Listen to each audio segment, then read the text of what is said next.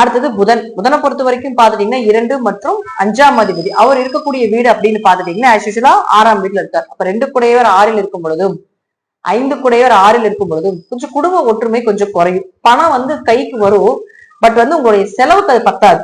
அதிகமா செலவு செய்ய வேண்டிய ஒரு சூழ்நிலைகளை கொடுக்கும். அல்லது ஏதாவது வரக்கூடிய பணம் நோய்க்காகவோ கடனுக்காகவோ ஏதோ ஒரு விஷயத்துக்காக கட்ட வேண்டிய சூழ்நிலைகள் வரும். அதுக்கு இது ஈஸியா நம்ம என்ன சொல்லுவோம், ஒரு கடன் வாங்கி கடன் கட்டிருங்க, கொஞ்சம் பணம் வருது அதை கடனை கட்டிடுங்க, கடன் வாங்குங்க, கடன் வாங்கி கட்டுறதுக்குனால வாய்ப்பு கொடுத்துக்கோங்கன்னு பரிகாரமாவே சொல்லுவோம் நம்ம இதை. ஒரு சிலருக்கு 6ஆம் இடம் வலுக்கிறவங்களுக்கு சில ஜாதகத்துல பார்க்கும்போது யாரு கடன் வாங்கணும் யாரு வாங்கக்கூடாது, ஒரு சிலருக்கு கடன் வாங்கினா யோகம், ஒரு சிலருக்கு கடன் வாங்கினா ரொம்ப கெட்டு போயிடுவாங்க. சோ இப்போ இந்த சூழ்நிலையில பாத்துட்டீங்கன்னா ரிஷபத்தை பொறுத்த வரைக்கும் பாத்தீங்கன்னா கடன் கொஞ்சம் வாங்குறது கொஞ்சம் நல்லது, அதே போல கடனை அடைக்கிறது கொஞ்சம் நல்லது. உங்களுக்கு வருமானம் வரப்போகுது, நோய்க்கு போக போகுது. 6ஆம் இடமும் நோய் தான், அதே போல 6ஆம் இடமும் பாத்துட்டீங்கன்னா உங்களுக்கு கடனை சொல்லக்கூடிய ஒரு இடம் தான். அப்ப இது ரெண்டுமே இருக்கனால கடன் கட்டிட்டீங்கன்னு வச்சுக்கோங்களேன், அந்த நோயினுடைய தாக்கம் கொஞ்சம் குறையும்.